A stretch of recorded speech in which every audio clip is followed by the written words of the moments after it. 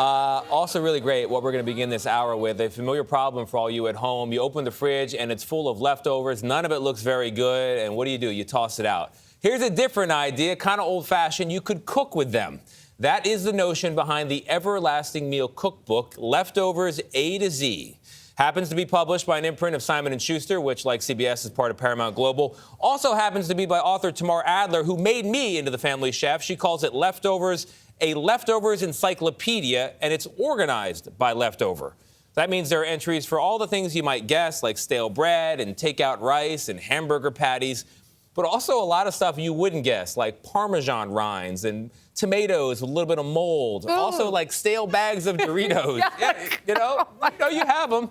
What it all has in common, and I know because I have lived the leftover lifestyle, the everlasting meal lifestyle for years now. I'm looking at people looking at me right now. Tamar Adler, she can make it delicious. We still put her to the test.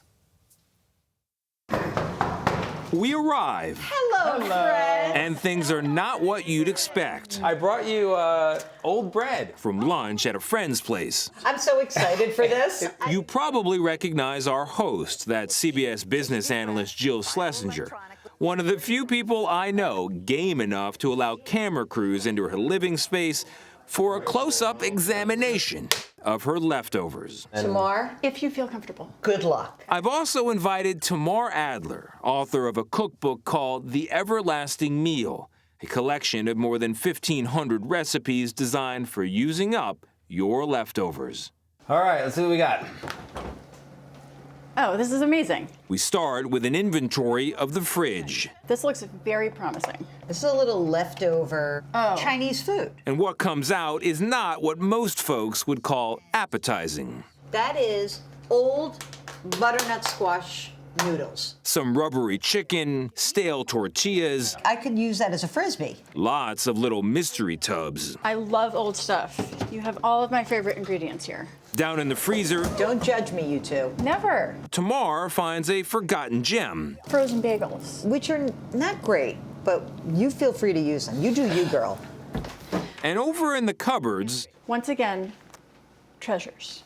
Oh, look at that. Treasures. she finds a whole bunch of neglected ingredients, Then over here, but is especially excited I see our guy. about a bag of mixed nuts. And just like that, Do you need a little knife to cut that? No. You got fingers. I have fingers. we've got a countertop full of sad leftovers that Tamar assures us can be reborn. But first, I have to tell you, It's yummy. Is it yummy? Tamar Adler is who turned me into the family chef after I read her 2011 book about the beauty of cooking whatever you have. When you start getting on one of these kicks of like, once you've made this, and then you're halfway to that, and then you're halfway to this, there's like a kind of mad genius effect, which I appreciate.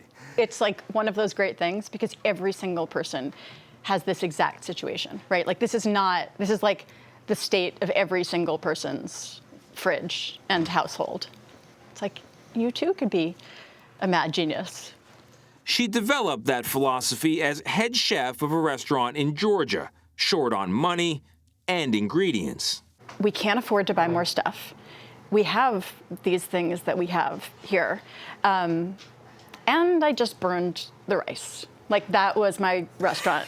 That was my restaurant. I was like, welcome to the restaurant where we cook whatever we have and we burn the rice. And we totally did. So what's the lesson there for people who are trying to cook for friends coming over and they're not professional chefs and they're nowhere near even going in the direction of professional? It's that nobody cares at all what you cook. I mean, I think what people come over for is the experience of being served and that people love being hosted. Oh, we'll use this too. Back with our host, Jill. Are these a little bit scalded though? They are. We burn the nuts. And it's not always clear that things are going to work. How's it taste? Okay. But true to form, Tamar powers us onward. No, that's great. Oh, look at us. After a whole lot of chopping, I would just go through this one more time to make it a little bit smaller. some shredding and some slicing, She's such a pro.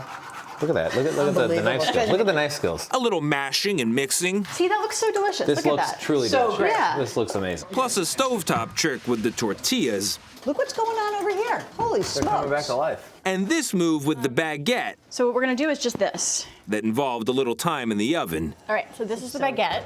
So exciting. All right, here we go. We had our meal. Shantani. Dish number 1 is shredded chicken with corn and lime over fried tortillas. Dish number 2, a rice salad with a simple vinaigrette and roasted nuts. And dish 3, smashed veggies on a little garlic rubbed bread and bagel pieces. You could do a multiple choice of like, what was this before, and people would struggle. Yeah. If you saw it at a restaurant, you'd never know the backstory. Here, pass it down. And when we finally tasted, I love the rice salad. Thank you very much. it's clear this time there won't be any leftovers. It's good. It's totally like a great chicken tostada. In the end, Tamar says, this is the point. Like it's just cooking. It's fundamental cooking. Like there's not a special, although it's true that I particularly like using what's there and kind of like solving these problems. I think all cooking is actually problem solving. And so it is magic and it feels like magic, but I think it's really attainable magic. And I am proof that it can be attained. Oh my gosh. And it is just cooking. It's old-fashioned, using what you got cooking. And that's what I did with these arancini, which is fried rice balls. They are so good. So it's leftover risotto, which I made for dinner yesterday. And I used a leftover onion for that, by the way. So this is multiple generations of leftovers. I plucked it out of some tomato sauce. It really is good. I got leftover Let me vermouth. see. I need a bro bump. I got leftover vermouth from the holidays in there, and also stale bread, which you grind up, which is the coating on this. So Can I tell you, I attempted rice balls. They were so goodness awful. They were just ridiculous. What are you doing here that's different from what I attempted to do?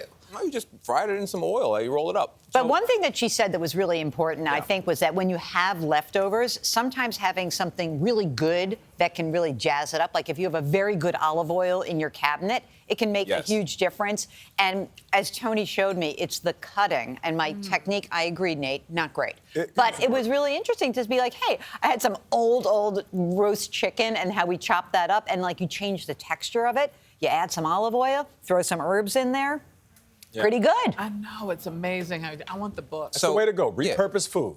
This is what it used to be like. It's just cooking, right? It's very simple. It saves money. Yep. Great money reset over there. It saves waste, and it's delicious. And all I did is look up risotto because I had you look it up by leftover. So I looked up risotto, and then it gave me the recipe for this. You can keep that copy. I'm keeping this copy. Wow. The book is Just letting called- you know. The book is called The Everlasting Meal Cookbook, and it goes on sale tomorrow.